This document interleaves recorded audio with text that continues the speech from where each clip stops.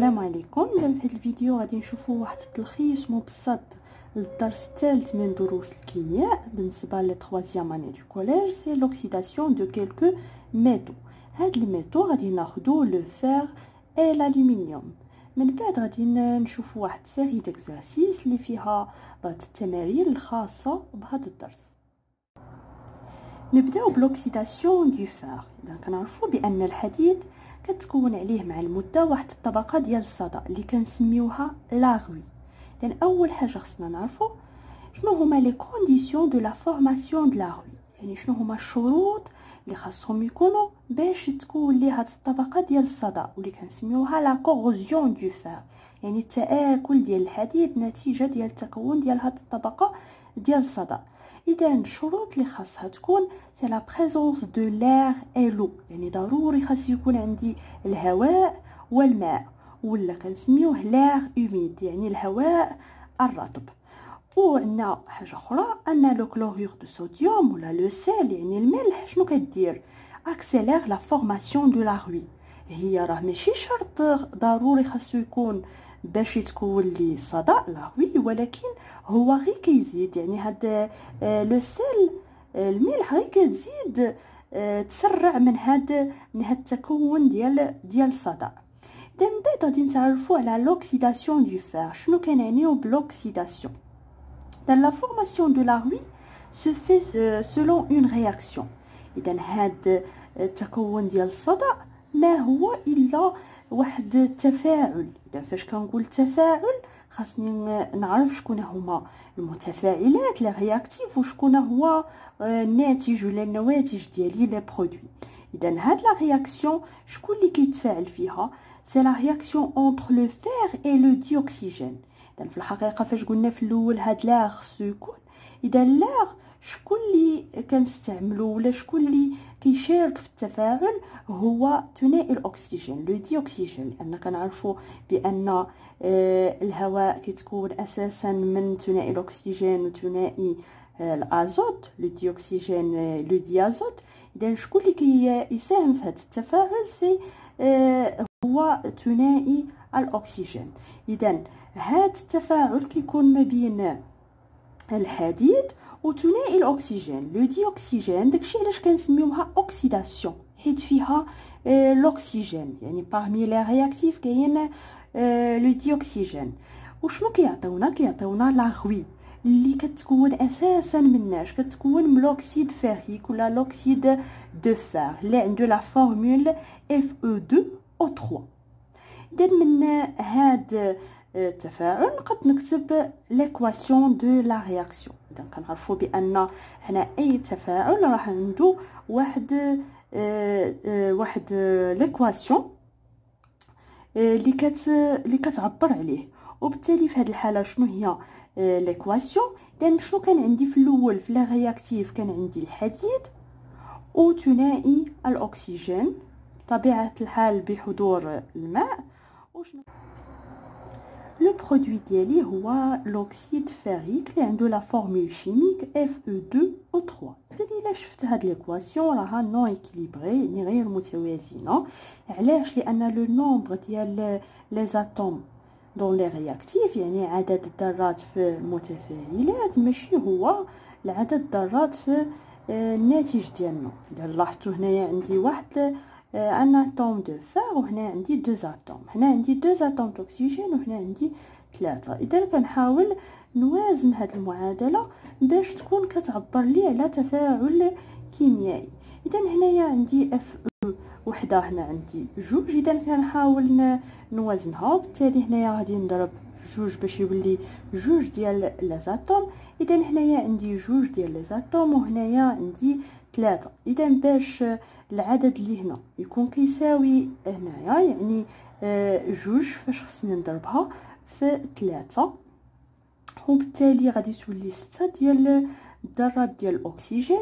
اذا هنايا عندي 3، اذا غادي نضربها في جوج. ولكن ها المكان اللي ممكن ان نزيد فيه هاد المعاملات، اذا هنا راه ما كنجيش لهنا، بالتالي اذا كندير هنايا جوج. وغادي نرجع نشوف الذرات ديال الحديد. لان هنايا كاين 4 وبالتالي هنا خصني نعاود نضرب في جوج ولا نبدل هادي ب4 وبالتالي غادي تكون هاد المعادله هاد ليكواسيون صحيحه وكتعبر لي على لا رياكسيون entre le fer et le dioxygène. دابا غادي ندوزو لي كاركتيرستيك دو لا روي. غادي نشوفو باش كيتميز هاد الصدى. اذا عنده بعدا واحد الكولور اللي هو بغان روج اللي ما بين القهوي والاحمر، و كيتميز انه واحد لا ماتيير بوغوز، يعني واحد الماده اللي هي مساميه. اش كنقولوا بوغوز؟ مساميه يعني فيها ثقوب وبالتالي راها بيرميابل يعني منفذه للهواء. اذا بما انها بوغوز و بيرميابل راه نو بروتيج با لو فير كونتر لا كوروسيون، يعني ما كتحميش الحديد من التآكل وبالتالي غادي يبقى يتآكل حتى غادي يتلاشى كامل. اذا كيفاش غادي نديرو نحميو هذا الحديد؟ لا برودكسيون دو فير كونتر لا كوروسيون soit de recouvrir d'une couche de zinc، يعني اما كنغطيوه بواحد الطبقه من الزنك باش تحميه ان ما يوصليهش داك الهواء الرطب. اذا هذه الطريقه كنسميوها الغالفانيزاسيون، ولا نغطيوه بواحد لا كوش دو بانتور اونتي روي، يعني ديال واحد طبقه من صباغه الصدأ، ولا اون كوش دو غراس باغ اكزومبل لو فيرني، يعني نديروا له واحد طبقه ديال الدهون. هادشي كامل علاش؟ باش نعزلوه على الهواء الرطب، يعني كنسميوها ليزولاسيون على ما كنخليوش الهواء الرطب يوصل للحديد باش ما يتفاعلش معاه وما يتكونليش هاد لا روي. ندوزو دابا لوكسيداسيون دالومنيوم. غنشوفو بان حتى الالومنيوم كيتفاعل مع لو ديوكسيجين دو لير وبالتالي راه عندنا واحد لوكسيداسيون. علاش؟ لان لوكسيجين بارمي لي رياكتيف. وشنو كيعطيونا هاد المره؟ ما كيعطيوناش داك الصدى لا كوش دو لا روي، ولكن كيعطيونا اون كوش دالومين ولا اوكسيد دالومنيوم اللي عنده لا فورمول شيميك Al2O3. بما اننا كنعرفوا دابا لي رياكتيف و لو برودوي ديالنا، نقدروا نكتبوا لا رياكسيون دوكسيداسيون اللي هي كتشبه لا رياكسيون entre le fer et le dioxygène. غير كنبدلو هنايا l'atome d'aluminium de fer par l'atome d'aluminium وغادي تعطينا 4 atomes d'aluminium réagir avec 2 molécules de dioxygène pour donner 2 molécules d'oxyde d'aluminium. إذن هاد l'alumine باش كتميز شنو هما لي كاركتيرستيك ديالها؟ لأن لا كولور ديالها هي غريسات، يعني غاده للكري، يعني ما بين الابيض والكري، هي اللي ما كتخليش داك الالومنيوم كيعطي داك اللمعان ديالو داك ليكلا. هي واحد لاكوش كي با بوغوز، يعني ما فيهاش المسامات وبالتالي امبيربيابل الير، ويعني غير منفذه للهواء. ما غاديش تخلي واحد الكونتاكت اونتر الالومنيوم لير، c'est-à-dire il protège l'air contre la corrosion، يعني هي راه كتحميه من داك التآكل ومن داك الأكسدة العميقة. من بعد ما تعرفنا على أهم الحوايج اللي خصنا نعرفو في هذا الدرس، غادي ندوزو دابا لسيري ديكزارسيس. اذا نبداو لا سيري ديكزارسيس. اذا اللي زوين في هذا الدرس انك اون فوا تفهم الدرس مزيان التمارين ديالو غادي يجيوك بساط، لان ما غاديش تحتاج فيهم شي تفكير ولا غتحتاج شي مجهود، انما هو اسئله مباشره ديال الدرس. لا exercice 1. L'aluminium est oxydé dans l'air humide. Une couche sombre est formée. Alumine. 1. Donnez le nom chimique de l'alumine. اذا قلنا بان الالومنيوم كيتاكسد في الهواء الرطب وكيعطيني واحد الطبقه اللي هي داكنه اللي كتسمى l'alumine. اذا قالوا لنا نعطيو لو نون شيميك دو l'alumine سي l'oxyde d'aluminium.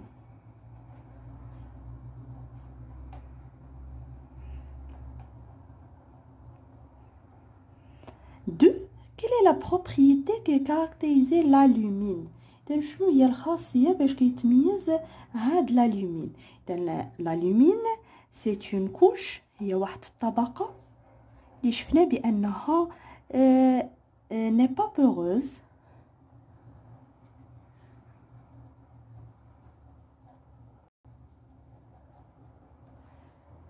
et imperméable.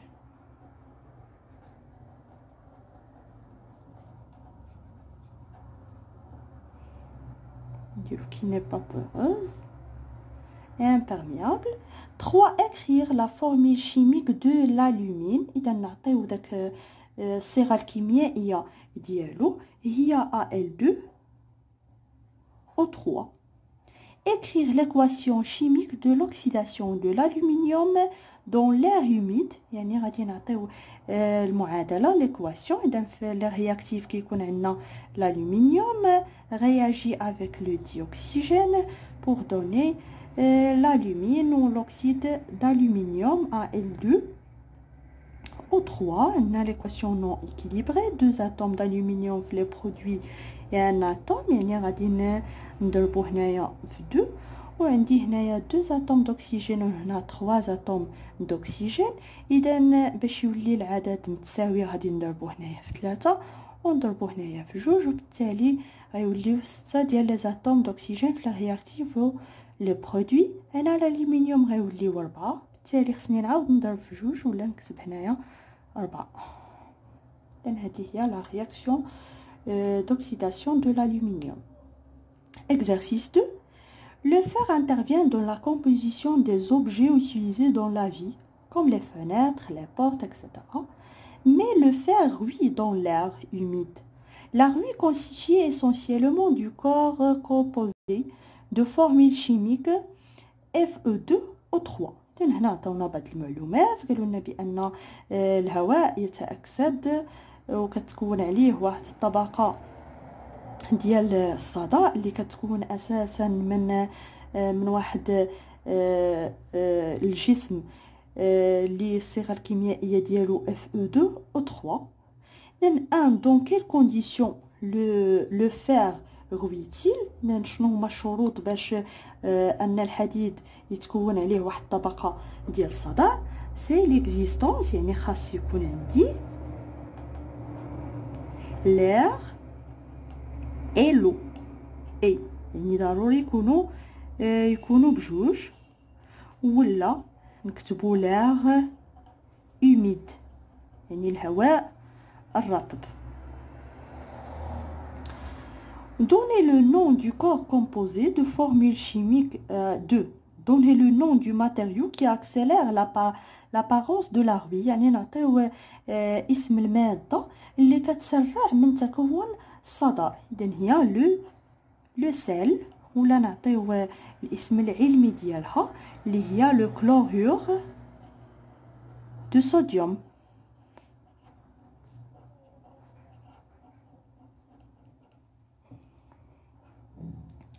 Donnez le nom du corps composé de formules chimiques Fe2O3.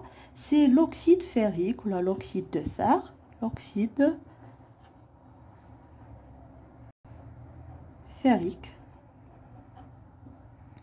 Écrire l'équation chimique de la réaction. يعني نكتبوا المعادلة اللي هي parmi les réactifs كاين الحديد le fer réagit avec le dioxygène pour donner l'oxyde ferrique, c'est Fe2O3.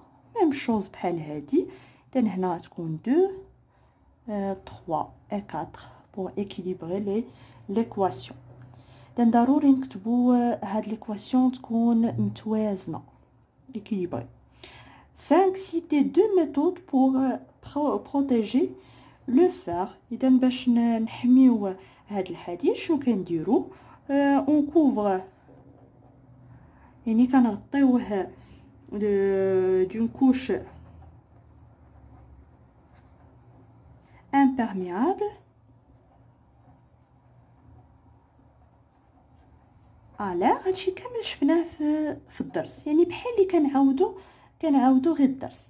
يعني كنغطيوه بواحد الطبقه اللي ما كتسمحش بمرور الهواء. يعني هاد الطبقه اما تكون بلا بانتور ولا الفيرني ولا اوتر سبستانس، يعني مواد ميتاليك بحال اللي شفنا لو زنك في الغالفانيزاسيون. بطبيعه الحال هاد لا سبستانس ميتاليك خصها تكون كونتر لا روي. اذن هادو هما طرق. ندوزو دابا ليكزارسيس 3. اذن في ليكزارسيس 3 عندنا واحد الطابلو خصنا نكملوه. هاد الطابلو بحال اللي غادي نلخصو فيه الدرس كامل. يعني في الحاله ديال الالومنيوم شنو هو لو نون دو برودوي فورم، يعني شكون هو الناتج ديالنا، هو لوكسيد d'aluminium.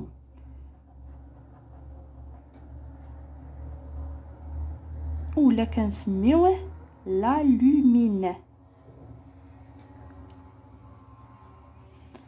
في الحاله ديال لو فار اذا لو برودوي ديالنا هو لوكسيد فيريك.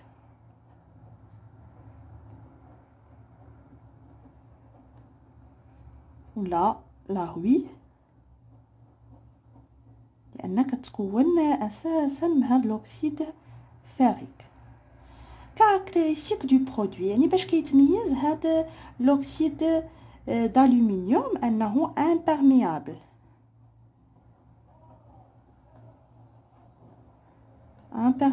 à l'air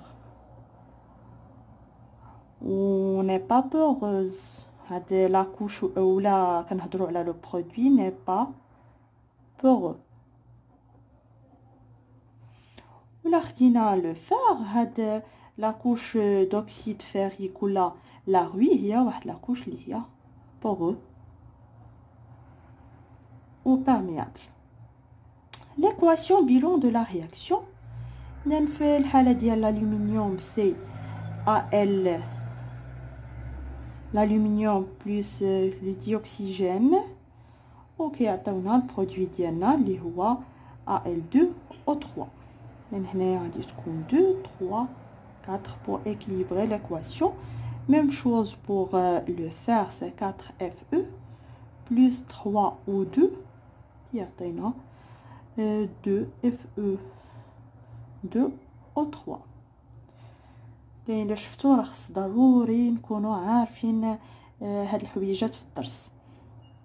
effet du produit sur le métal، يعني شنو المفعول ديال هاد الناتج على هاد الميتال ديالنا، على الفلز. يعني في الحاله ديال الالومنيوم هاد لو برودوي شنو كيدير؟ بروتيج، هو كيحمي، هو في نفس الوقت كيتكون على الالومنيوم ولكن كيحميه من التعرض لداك التاكل لا كوروزيون.